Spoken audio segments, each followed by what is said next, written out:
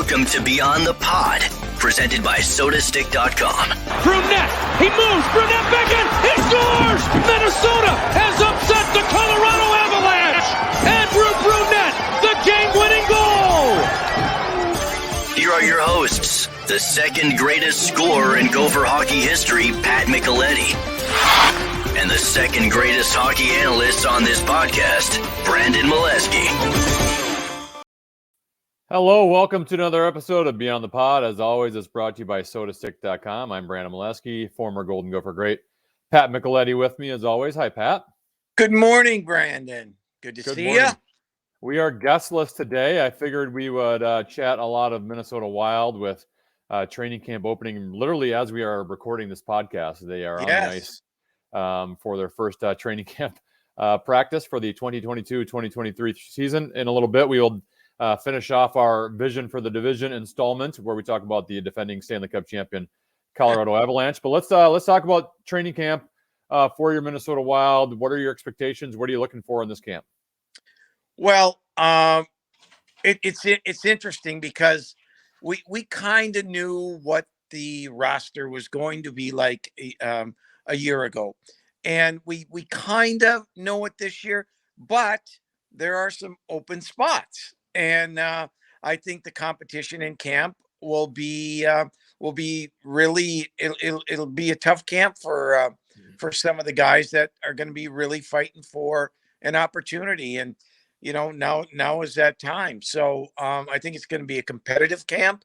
They play their first game Sunday, if you can believe that, their first exhibition game, and so. I think it's going to be a competitive camp, a lot of young guys that are going to be vying for spots and should be fun to watch. You know, you talk about the competition in camp, and I think we're probably specifically, I think Marco Rossi is the name that we are all looking at right during training camp and in preseason. He's competing for a spot, yes, but I would also say, Pat, that if he doesn't earn the spot, then there's some red flags out there on him, right? Because I would say he's competing for a spot, but I don't think his competition is something that if he should be able to beat that competition. They've intentionally left this spot open for him to take, and if for some reason he couldn't take it, I'm going to start getting a little concerned. I think it's almost we're talking as if it's a competition, but I think it's almost inevitable that he's going to earn it. Well, here's another conundrum that they face. Should he secure that spot? Where's he going to play? How much is he going to play? Now, he's in the third year of his deal. He's a number one draft pick of this team. So obviously they're going to give him every opportunity. But where's that going to be? Is it going to be between eventually a Kaprizov and a Zuccarello, or is it going to be a fourth line role? Because they do have some interchangeable parts, right? But is it would you want to keep him on the team as a fourth liner? That's going to be a question. Or do you want to still say, hey, he's still young, let's get him more time in Iowa, we have enough guys right now? So it'll be I don't think they would put him in that type of role. I think they would say, okay, are you good enough for our top 6, top 9, whatever, however you want to classify the Eck line, So that'll be interesting for me to see how they evaluate and eventually use him. But then to the point I was just making, if he is, fourth liner on your team that he can't beat out Frederick Gaudreau, and I guess Sam Steele's kind of the wild card that I don't know enough about him. Yeah, I know you saw him in the minors, so he's kind of the one wild card that I would like to watch and pay attention to. But if he can't beat out the Frederick Gaudreaus, who had a fine year last year, and obviously has the trust of the coaching staff, but they've pretty much explained how they're going to start the season, and it's Marco Rossi's job to lose, right? Hartman is going to start off between Kaprizov and Zuccarello. We all know these things change. Jost is going to be the one that's on the line with Eriksson, Eck, and Foligno until Greenway gets back. And they basically said, all right, we're going to move Frederick Gaudreau to wing start. And it's Marco Rossi's job to lose. So to your point of talking about him being on the fourth line, it's disappointing if he can't earn that second or third line center position, whatever you want to call it. And, especially from, we're just talking 5-on-5, Pat. This is a team that would like to improve its power play. You lose Kevin Fiala in the offseason. I would think Marco Rossi and Kalyn Addison are two guys that they're looking at we need these two guys to be on our power play and getting minutes there. Yeah, Rossi is if there's an edge to him over, let's say, a Connor Dewar, I think it would be in the power play. And they desperately need to improve that power play. Desperately. I will say this. Connor Dewar was ahead of Marco Rossi a year ago. And that was proven out by him getting the call up and Rossi not getting the call up. There's no question, Connor Dewar. There might have been financial reasons behind that too, but yeah. Yeah, probably, when you dig deeper into it, probably. But you're right. I mean, I think Rossi's going to get that opportunity, and let's see what he does with it. I mean, there's going to be a lot of pressure on him and he puts pressure on himself, and I think he enjoys that. But the opportunity is certainly there for a guy like him. I was just thinking about a year ago, Pat, when we were having these episodes in July and August and September, and we would listen to Bill Guerin talk. And let's face it, for years, our concern was the center position here, right? We need a franchise center. It still is. It is a concern. But last year, the mantra from Bill Guerin was, you don't need a center to drive a line. And he was right last year. Yes. Right? Kirill Kaprizov drove that first line. Kevin Fiala, once Boldy came along, drove that second line. Yep. Kevin Fiala's not there anymore. So I do wonder now if we now put an added importance on that center position. Maybe Matt Boldy, he's still young. Apparently he's one of the best golfers we've ever seen after hearing about him golfing the other day at the Wild Golf Tournament. Apparently the kid's just a stud golfer, Pat. I had someone who golfed with him who's works at iHeartMedia, who golfs a lot, has kids that play competitive golf. He goes, if he wanted to right now, he could make the transition to professional golf. That's what my source said. Anyway, but I wouldn't doubt that. So, but my point is, maybe Boldy is the wing that can drive a line. He's still young. But you were able to have wings drive the line to your top two lines last year because of how good they were, but now one of those are gone. So do we now have an added importance on that center position once again? Well, I guess time will tell. Matt Matt's different. Okay. Because we look at, he's still 21. And we look at, and that's where you differentiate superstars like, the McKinnons, Matthews, all those guys who come in young and are just really, really good. I'm not putting him in that category. So, yet, but to be able to do the things he did last year, with the help of a Kevin Fiala, no question that helped his game tremendously. The question will be, can he drive that line? Can he create plays? Can he make his own plays? And that will be, I think he can. Is he ready for it? A lot of it has to do with who the other guys are on your line too. And so, he's such a good player, and I think eventually he can, but I don't think it'll be, an every night thing. I think there'll be some nights where he's going to probably struggle a little bit, but for the most part, I'm looking forward to seeing it. And Pat, reading Michael Russo of The Athletic the other day, this roster might not be complete where it is at this moment. That they now have $5 million plus in salary cap space after trading Dmitry Kulikov. There are still, Russo wrote out like 7 or 8 teams that are at or above the cap and need to become cap compliant before the season begins. That you might be able to go bargain bin shopping with some of these forwards that could jump in your top 6. If not, you're going to have $5.5 million in space to work with come trade deadline, Pat. And at that point, you can get prorated contracts.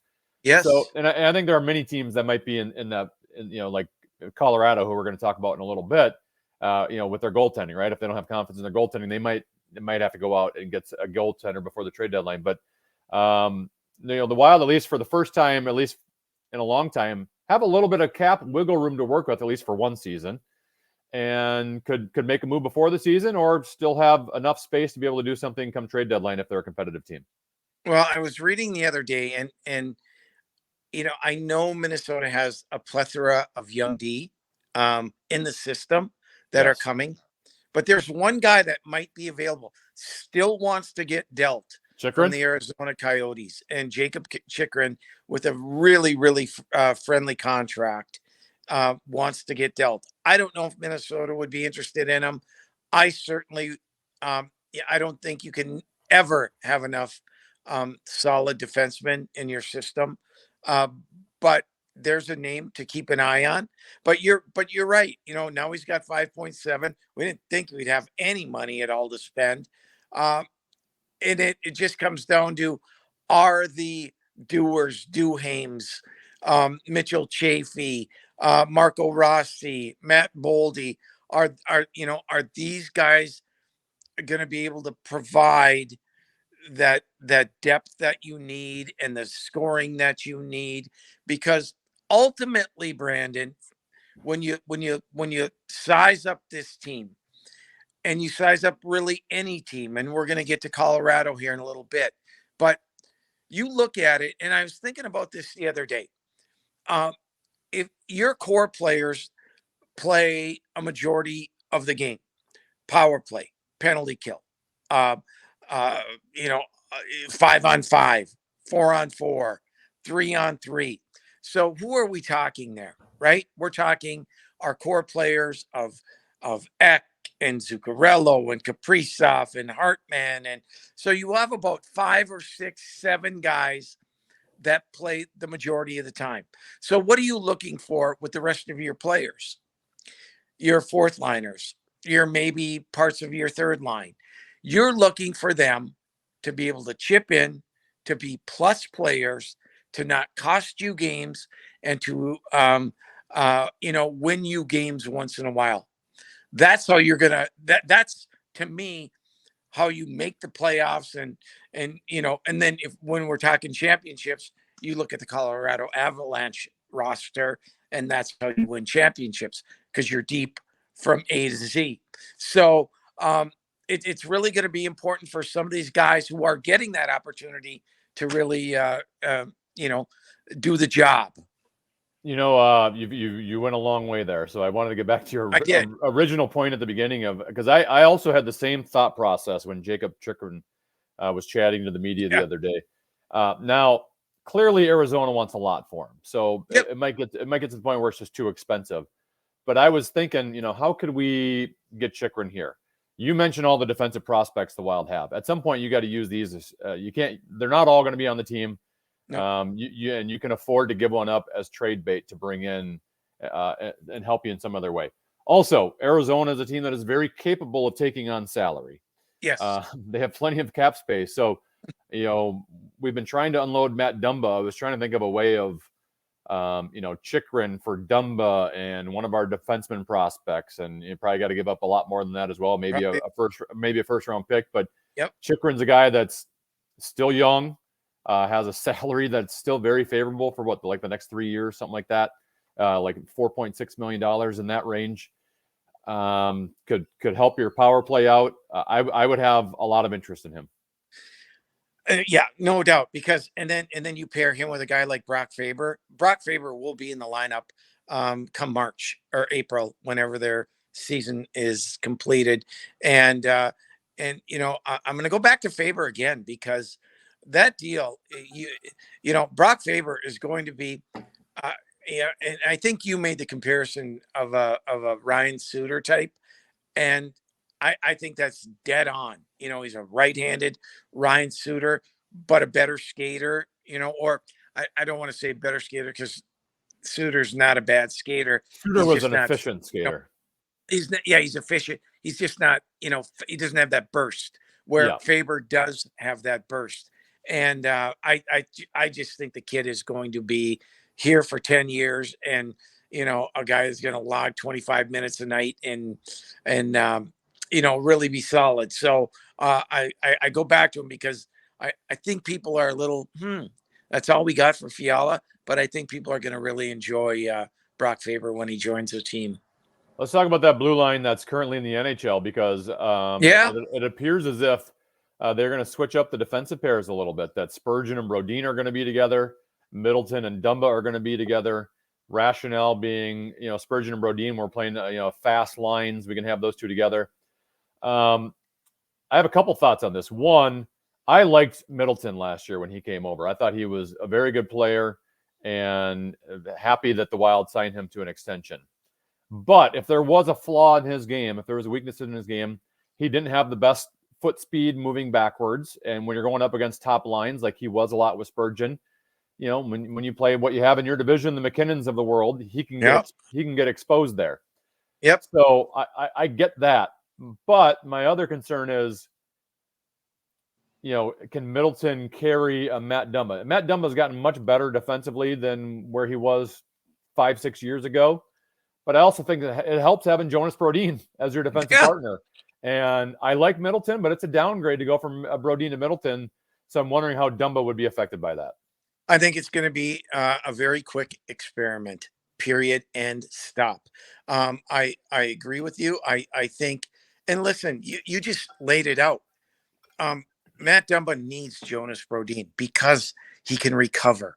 It should Dumba make a mistake.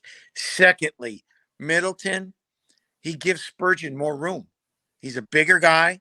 He can, do more of that dirty work, which frees up Spurgeon to be, because what is Spurgeon? Great defenseman, right? I mean, great player, but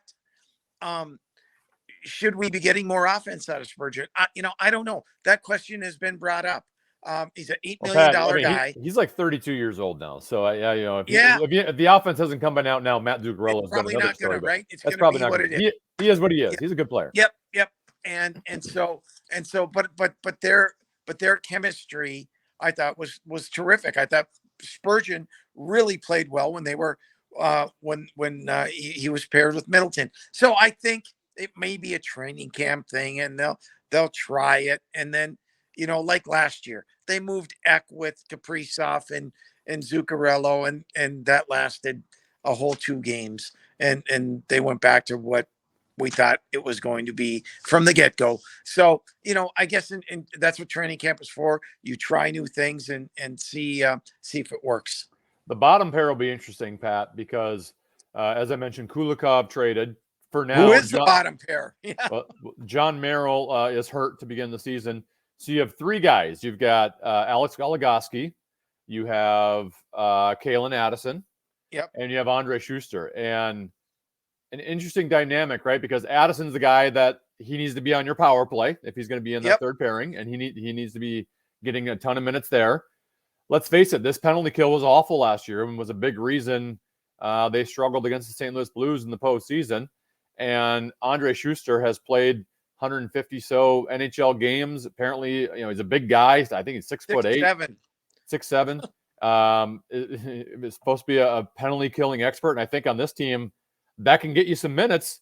So does Alex Galagowski, who's just kind of the solid veteran who doesn't make a lot of mistakes, does he kind of get pushed to the side a little bit to try to increase your special teams? Or at some point do you go, man, well, I just want our solid, dependable guy, and you might lose something off the power play or might lose something off the penalty kill, depending on Addison or Schuster if one of them have to miss?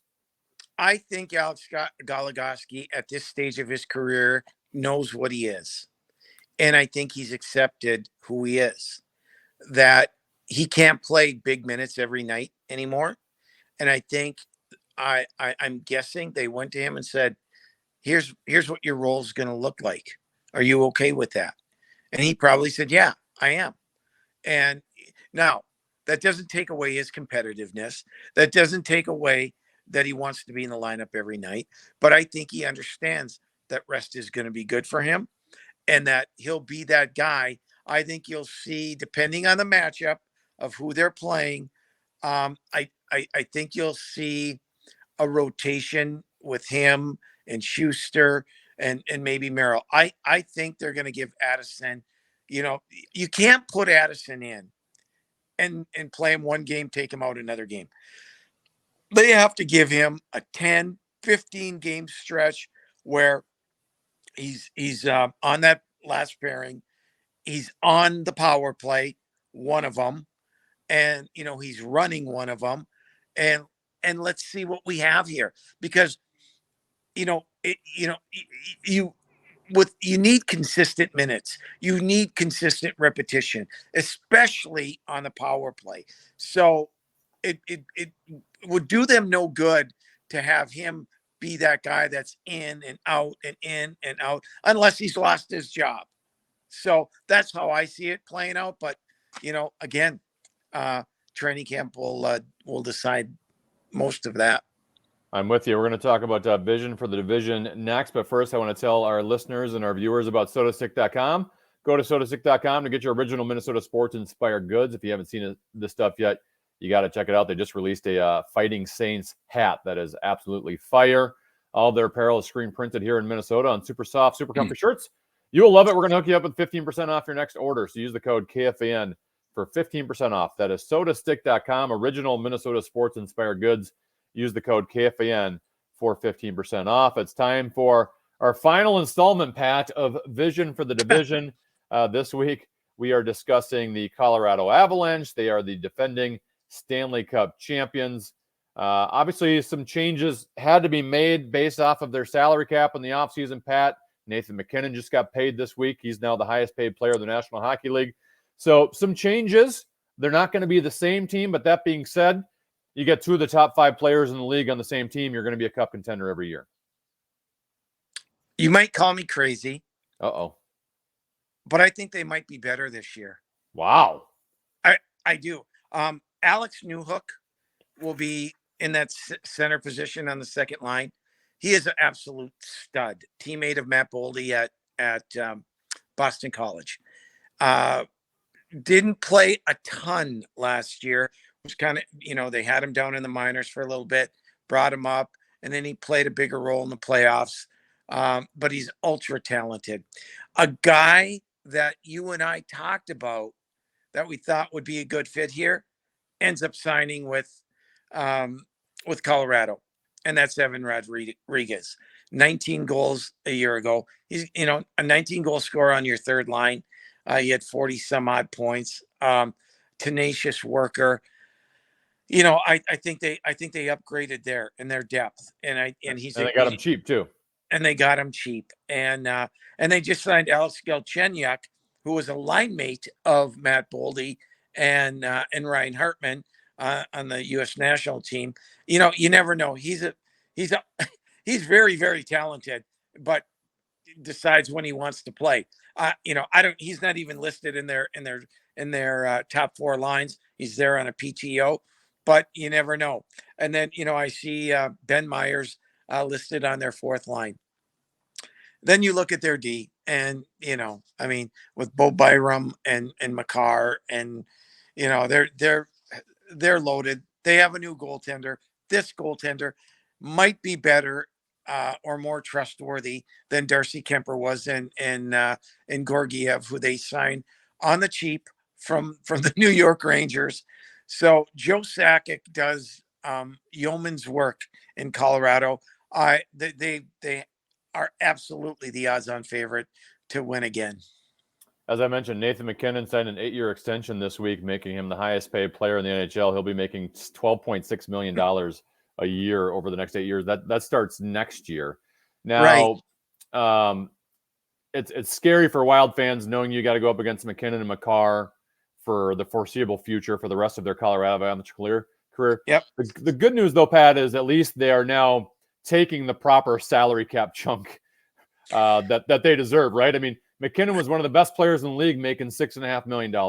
Makar was on his entry-level deal there for a while as one of the best defensemen in the league. And Makar is still probably a steal here at $9 million. Let's be honest. He probably could have gotten more.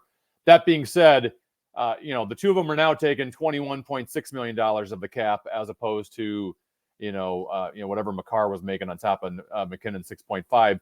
So for the foreseeable future, when Rantanen's making $9 million, Landeskog's making $7 million, they are kind of in a spot here where moving forward, their lineup is what it is. And if they want to add guys, they're going to have to just do what they did this summer, really, of Rodriguez to a 1 year, $2 million deal.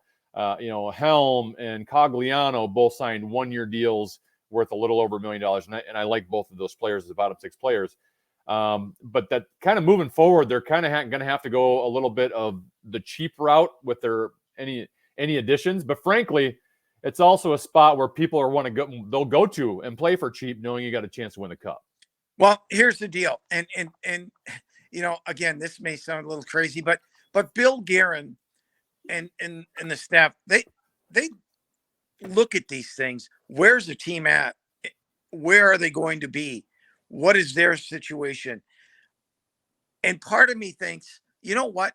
I'm doing this with Parise and Suter now a year ago because of what some teams are going to be facing. And we're going to be in a position to spend money. And we can still be good and we can still try and we can, maybe pull that upset.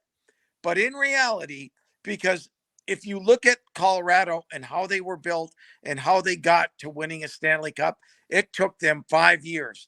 And with McKinnon on the team, with Rantanen on the team, not Makar. Makar's only in his third, but it takes time, right? And so, yep. As Colorado faces that pinch, because they will, then Minnesota will be right on the cusp of being able to really put the team together that they feel can win a Stanley Cup with a lot of the pieces that they have right now. So, I look, that's why I'm always so optimistic about this organization and the things that they are doing.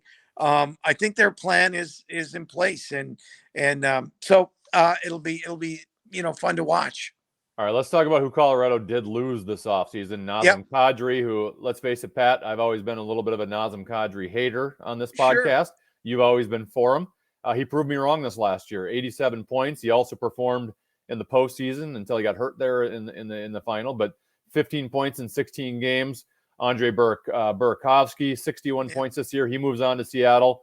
And as you mentioned, Darcy Kemper, no longer the goalie there. He signs a 5-year deal with Washington. And I know because he used to play for us, there's a lot of hate with Darcy Kemper. And I'm not going to act like he's one of the best goalies in the league.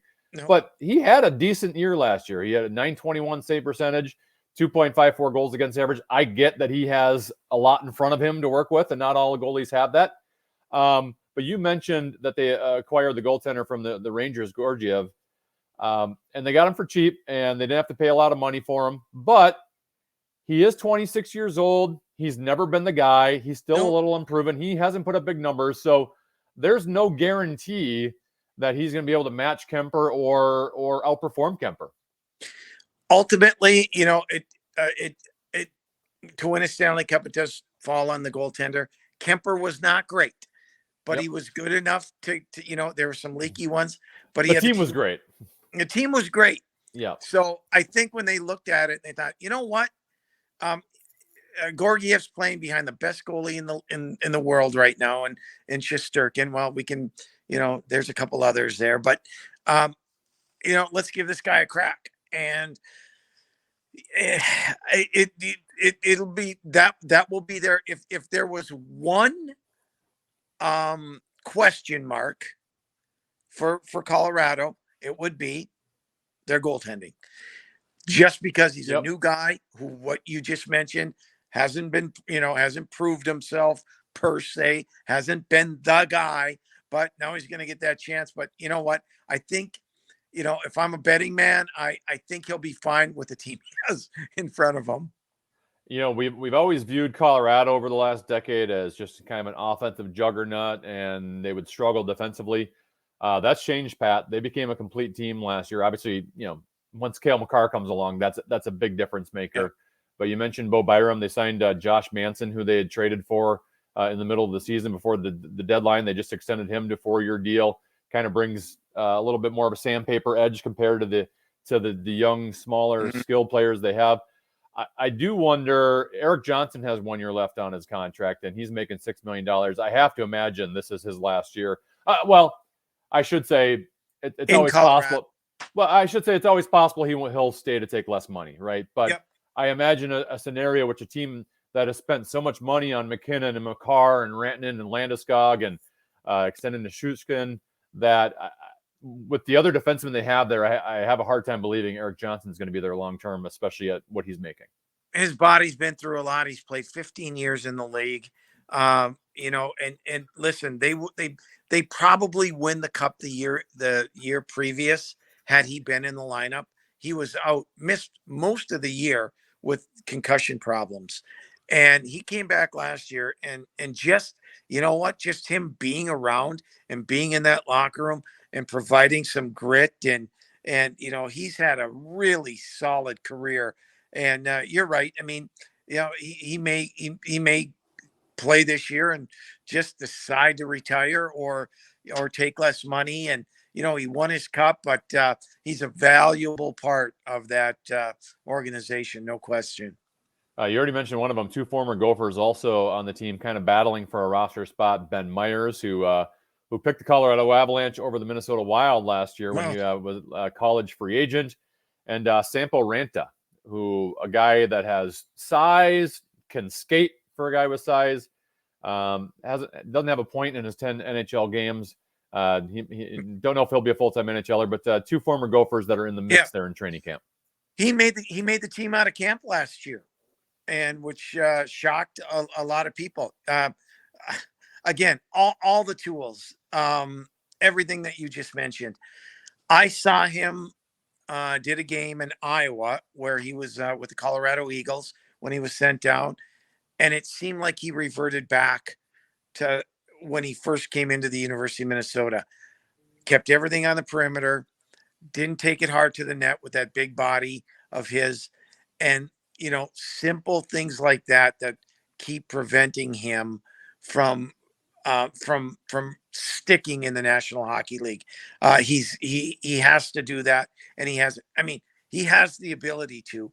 He has shown at times he can do that, but still may be a learning and understanding of what type of player you need to be to make it there. So he's on the cusp, but not quite there yet. And with the guys they signed, probably spend another year in the American League. All right, we made it. We got it through all of our vision for the division. We talked about every team. If you missed any of the past vision for the division, you can obviously go back on our podcast on the iHeartRadio app or wherever you get your podcasts.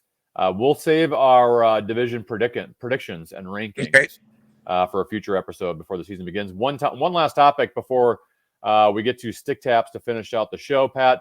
The Big Ten preseason polls came out yesterday, the coaches' polls, and they predict the Minnesota Gophers to be the top team in the Big Ten, followed by Notre Dame, Michigan, Wisconsin, Ohio State, Penn State, and Michigan State. Do you agree with the coaches on those rankings of the 7 teams?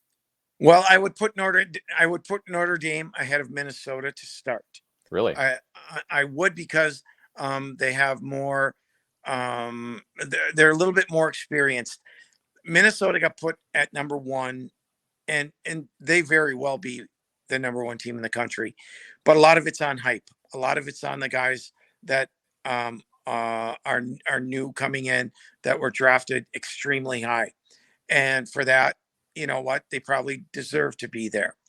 But there's 11 new players on the team, and so it's going to take time to figure out who you are, what type of team you want to be, and can you become that team? So, yes, it's a feather in your cap for being selected number 1, but there's work to do. So that being said, I think when you look at the rest of the teams, I think that's a pretty fair synopsis of where teams will finish. You mentioned hype with the team on some young players, and also released yesterday were the preseason first team and second team First team, you have two Gophers on there, Matthew Nice, Brock Faber. I don't think we're surprised by either of those at all. On the second team, Jackson Lacombe. And you mentioned a first-time player on the second team. That's a lot of hype, Pat. And obviously, he was drafted number 3 overall by the Arizona Coyotes. We've seen him in the World Juniors. He played the United States National Development Team. So he's not an unknown talent here, but still to make the jump up to college hockey. I know they play a lot of college hockey teams when he's playing for the development team. But Logan Cooley named to the preseason second team. It's pretty big praise for an incoming freshman. I was down at practice about a week ago, and I just kept my eye on him, and they were just doing, some skill drills and nothing. But yeah, he's going to, for anybody who just loves hockey, go watch his kid. He's going to be phenomenal. On a second note, you mentioned Jackson Lacombe. Personally, my overall prediction, this kid might be the best defenseman in the country. Wow. When you combine offense and defense. I think he has a chance to win the Hobie. And again, people might say, well, you're crazy, but this kid is really, really, really good. And I think he's going to have a breakout year after struggling the first half of the year last year. So, us call you crazy, Pat? No, we would never do that. Maybe once in a while. All right, let's finish off the show with a little stick taps. Who do you got today? Who are you going to stick tap to? Well, this is my stick tap is going to be a little different. It's going to be an ask for help. A former teammate of mine at Minnesota has a son who is fighting desperately for a new kidney, and he's going to need a transplant. And he's at the final or end stages of where he's at, and I'm imploring people, if you have it in you, please DM me. I can give you information if you'd like to donate. If you have them, if you are a match with him, I can provide all that information. But please DM me at patmick2626, and I can get you information. But let's help a kid get a new kidney and live a great life. I like it, Pat. My stick tap goes to 3 players, all retired in the National Hockey League within the last couple of days. PK Subban, Zdeno Chara, and Keith Yandel, all defensemen. 2 of them specifically I want to talk about. In Subban, let's face it, it's a pretty white sport, and it hasn't been diverse enough. And for PK to get to the level he did and be the face, for an entire race in the National Hockey League, and not only do it at a high level, but with a ton of personality. He's been a big addition to the sport of hockey in the National Hockey League. And then Zdeno Chara, 24 seasons, Pat, 24, and he did it at I don't even know how tall he is. He's like the size of size of a basketball player. He doesn't look like any other hockey player, and I love when players who don't skate like everyone else skate. They don't play like how everyone else plays. They just do what works for them. And to have as long of a career he did, very, very impressive by those 2 specifically. And then obviously Keith Yandel, a good 16 seasons as well. I couldn't agree more. And back to Subban, he brought something to the National Hockey League that players in other sports bring to their game, their sport: flair, excitement, charisma, and the NHL needs more of that if they want to be known as a relevant sport. And the league has to do a better job. But PK Subban, good for him and great career. All right, Pat, that is it for this episode of Beyond the Pod. We will talk to you next week. Sounds great, Brandon. Thanks. Have a great week. He's Pat Micheletti. I'm Brandon Mileski. This has been another episode of Beyond the Pod. As always, you can watch every Beyond the Pod on the KFN YouTube channel, and you can listen to the iHeartRadio app or wherever you get your podcast. Thank you so much for listening. We'll talk to you next week. Bye.